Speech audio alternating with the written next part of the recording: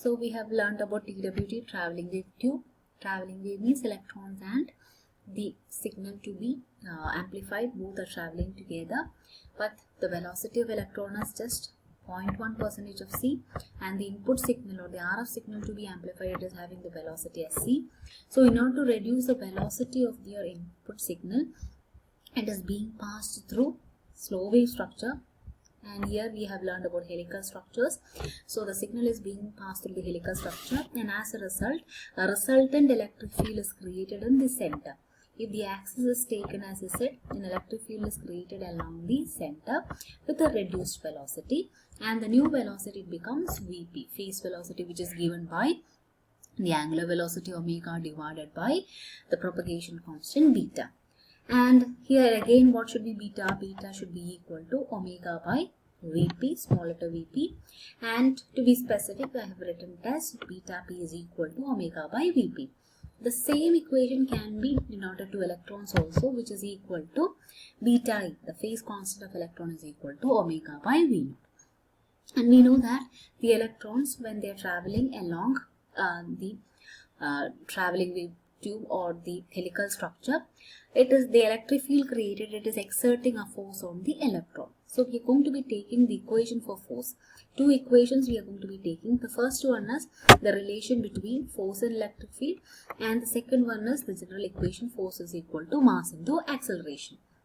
So force due to electric field, it is equal to charge of the carrier into electric field. Here the charge is electron, that is why we have taken it as minus E into electric field, let it be taken as E. Also we know the equation for force is equal to mass into acceleration, and in the coming steps we will be equating these two together. And the electric field equation, we need to write an equation for the electric field, and we know that the electric field, the resultant electric field generated, it will be a sinusoidal waveform or an AC signal, which is having a general format of A sine omega t plus phi. The same way I am going to be rewriting, since the electric field is propagating in this direction, I am writing the electric field as Ez is equal to, instead of amplitude I am writing it as E1. Amplitude is E1 sine omega t minus phi. Instead of phase, we have a phase shift. It is equal to beta p into propagation phase difference is beta p into Z. Why we have taken minus is the electric field, they are going to be, the amplification process, the electrons are going to be interacting with the retarding phase. That is why we have a minus here. So that is the equation for electric field. And again, the force equation is equal to mass into acceleration. Acceleration is nothing but dv by dt, that is the velocity dv by dt, velocity by time.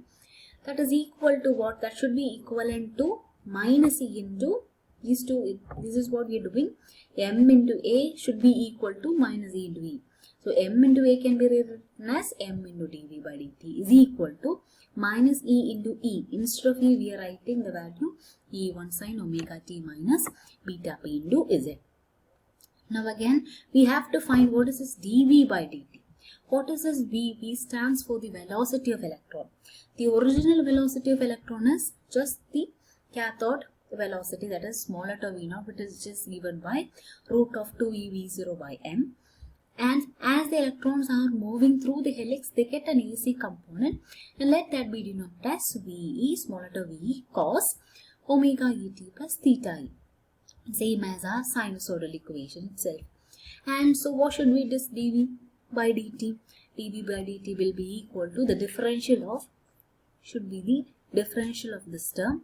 So the first term, the differential is, since it is a DC value or a constant value, then the differential of a constant will be equal to what?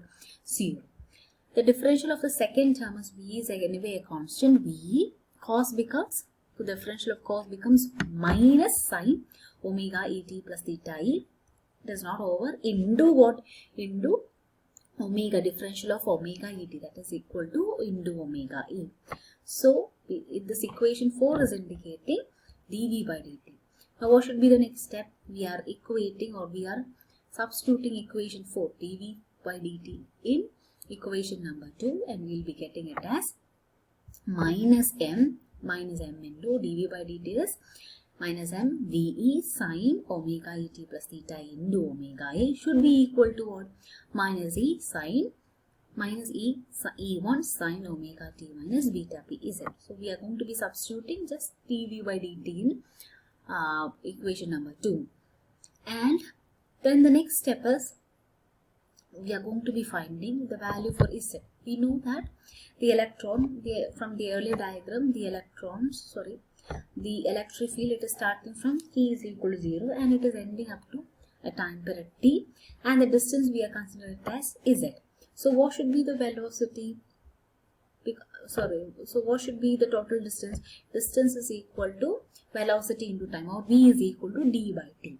So what is the corresponding velocity? Velocity is v0. We are not considering the AC value. v0 is equal to distance traveled by electron is what?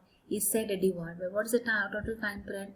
It is from t0 to capital to t. So what should be the total time period? T minus t0. So Z value can be rewritten as what? V0 into t minus t0. And this equation 6 is substituted in the equation for Z in equation number 5. So this is Z we are going to be substituting with equation number 6. So the concept is simple. We are taking the trajectory of electron from time period t0 to t, and we have taken the total distance as Z. The electron velocity we are considering v0 plus the AC component, but we are for simplification we are just taking only the DC value, which is small letter v0. We know that velocity is equal to distance by time, so v0 becomes Az divided by the distance is, sorry, the time is t minus t0. And that is how we get the equation for Z as 6, and we are going to be putting that in equation number 5. And the last steps, it is simple. We are going to be equating the like terms together. What we have now done is we have just put, instead of Z, v0 into t minus t0. So the coming steps, it is just an equation of the just equating the like terms together. So what should be the amplitude?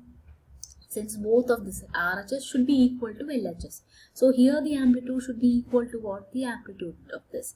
So what is the amplitude of this session? MVE omega E should be equal to what? The amplitude is E into E1. Or from this equation what we can write? VE is equal to E into E1 by M into omega E. That is the first equation. Then the next thing is we are going to be equating the angle term, the one which is present within the sine term. So we have t terms here, the one with the coefficient t. So we are going to be writing it together. Omega et is equal to, this side we have omega t minus beta p v0 into t. So again what should be that? T is common in all the terms. So we get omega e is equal to omega minus beta p v0. Now beta p, taking it outside, so this becomes omega by beta p minus v0, which is equal to beta p into what is omega by beta p? Omega by beta p, in the first equation we have seen omega by beta p is nothing but Vp is equal to Vp. So this becomes Vp minus V0, or we can write omega E is equal to beta p into Vp minus V0. And the last step is we are going to be having one more thing, that is theta E. Theta E should be equivalent to what? The remaining term, that is minus beta p V0 into minus T0. That is what is written here. Theta E is equal to beta p V0 T0. So three equations we are getting, just equating these two, RHS side and LHS side. First is the amplitude term, second one is the coefficient related to t, and the third one is the phase component. And from these equations, and mainly from the equation number 7, it is clear that the magnitude of the velocity fluctuation of the electron, it is directly proportional to what? The magnitude of the axial electric field. VE is directly proportional to E1.